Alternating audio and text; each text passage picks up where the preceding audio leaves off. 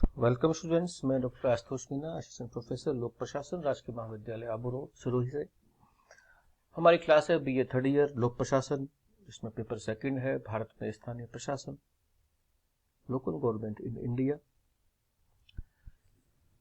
हम पिछली कक्षा में हमने 73वें संविधान संशोधन की विशेषताओं का खूब अध्ययन किया था और अब हम अध्ययन कर रहे हैं 74वें संविधान संशोधन की विशेषताएं।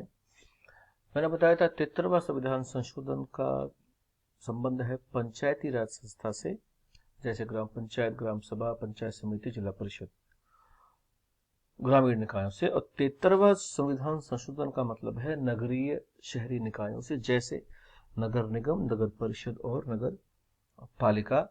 यहाँ पर एक दोनों में अंतर अगर मैं आपको बताने का प्रयास करूं तो ग्राम सभा और पंचायत समिति और जिला परिषद ये बिल्कुल वर्टिकल है, यानी जिला परिषद के अधीन पंचायत समिति और पंचायत समिति के अधीन ग्राम पंचायत, यानी कि इसका क्रम पद सोपारिक क्रम में है, नीचे से ऊपर, ऊपर से नीचे। लेकिन जो नगर निगम, नगर परिषद और नगर पालिका, इनका जो अंतर, ये एक दूसरे के अधीन नहीं है। छोटे शहरों में नगर पालिका मिलेगी, कस्बों में, बड़े शहरों में नगर परिषद मिलेगा और महानगरों में नगर निगम। ये मोटी मोटी अवधारणा मैं आपको समझाने के लिए फिलहाल ब्रीफ कर रहा हूँ। आगे आने जब हम पढ़ेंगे नगर पालिका, नगर निगम, नगर परिषद, तो हम पूरा विस्तार से इसकी अब चर्चा करेंगे। तो 73वें संविधान संशोधन की विशेषताओं में सबसे पहली विशेषता हम लेते हैं वो है कि मैंने बताया था आपको कि 1992 में पारित हुआ, 1 जून 1993 से प्रवर्तित ये होता है 74वां संविधान संशोधन अधिनियम। और भाग 9 संविधान में जोड़ा जाता है, इसका नाम है द म्यूनिसिपैलिटीज, शीर्षक से नाम जोड़ा गया। इस भाग के माध्यम से देश में नगरीय निकायों को संवैधानिक मान्यता दी गई, संवैधानिक स्तर प्रदान किया गया। इस संविधान संशोधन की विशेषताएं हम पढ़ रहे हैं।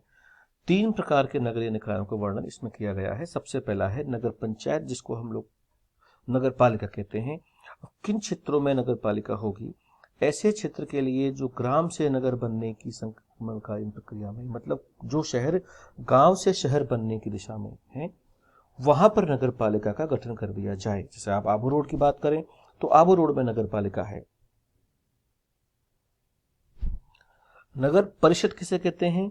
नगर परिषद का गठन छोटे नगरों में किया जाएगा, मतलब बहुत बड़े शहर नहीं, एक सामान्य जो शहर होता है वहां से गठन किया जाएगा।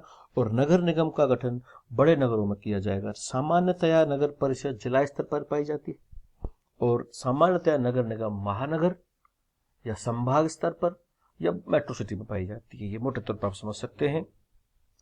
यह स्पष्ट किया गया है कि राज्य के राज्यपाल किसी औद्योगिक क्षेत्र को उपयुक्त प्रकार के निकाय के गठन से मुक्त कर सकता है। जैसे कोई इंडस्ट्रियल एरिया है तो वहां इसको मुक्त कर दिया जाएगा। अधिनियम में यह भी स्पष्ट किया गया है ग्राम से नगर बनने की संक्रमणकालीन प्रक्रिया, छोटे नगर और बड़े नगर की परिभाषा व उसमें जनसंख्या, घनत्व व आय इत्यादि के विषय में स्पष्टीकरण राज्य के राज्यपाल द्वारा किया जाएगा। इंपॉर्टेंट चीज यहाँ पर, बहुत इंपॉर्टेंट चीज है कि किस आधार पे हम किसी शहर को छोटा शहर माने, किस आधार पे उसको हम संक्रमणकालीन शहर माने और किस आधार पे उसको बड़ा शहर माने। तो राज्यपाल ही निर्धारित तय करेगा कि किस आधार पर तय करेगा। एग्जाम में अक्सर ये प्रश्न आता है, उसमें जनसंख्या, घनत्व और आय, इन आधारों पे हम जो है यहाँ पर नगर पालिका, नगर निगम और उनकी इसके आधार पर उनका ये राज्यपाल द्वारा घोषित किया जाएगा। अब नगर निकायों का गठन आर्टिकल 243R में, यहाँ पर मैं एक बार पुनः आपको उल्लेख कर दूं कि 73वां संविधान संशोधन से संबंधित पंचायती राज संस्थाओं का प्रावधान आर्टिकल 243A से लेकर के 243O तक किया गया है। और नगर पालिकाओं, नगर निकायों की संस्थाओं का वर्णन आर्टिकल 243P से लेकर के ZE तक किया गया है। ZE तक इसका प्रावधान किया गया है। तो यहां पर आर्टिकल 243R क्या कहता है? यह व्यवस्था करता है कि राज्यों में गठित किए जाने वाले प्रत्येक नगर निकाय में स्थानों की पूर्ति उस क्षेत्र के मतदाताओं द्वारा प्रत्यक्ष चुनाव से होगी। जो नगर निकाय बनेंगे, उसके मेंबर बनेंगे, उनको पार्षद कहा जाता है। वो जो है मतदाताओं के द्वारा उनका चुनाव डायरेक्ट होगा। प्रत्येक निर्वाचन क्षेत्र को वार्डों में बांटा जाएगा।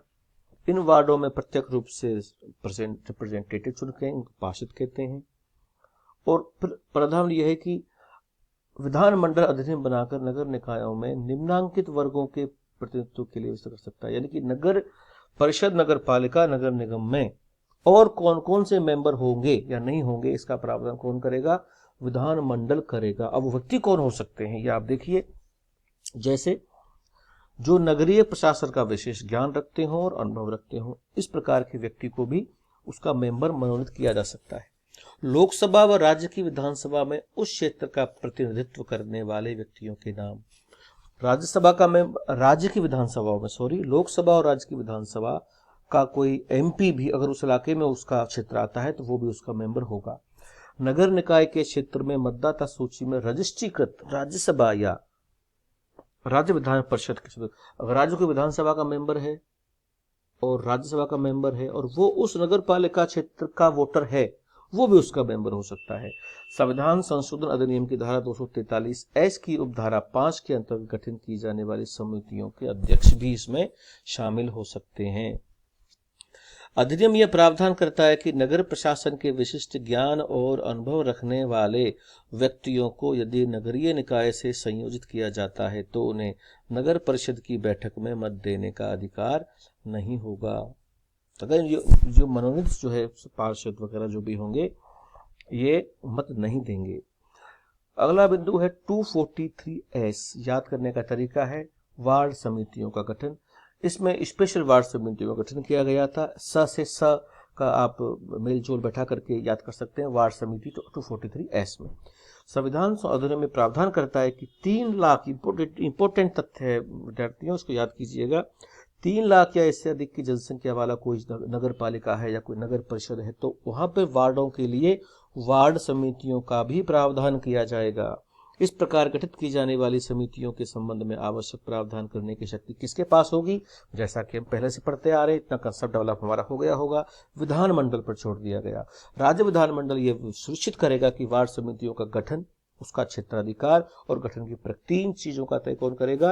विधानमंडल करेगा। समितियों का गठन कैसे होगा, क्षेत्राधिकार कैसे होगा, गठन की प्रक्रिया कैसे होगी, वार्ड समितियों के क्षेत्राधिकार में आने वाले वार्ड सदस्य उस समिति के सदस्य होंगे।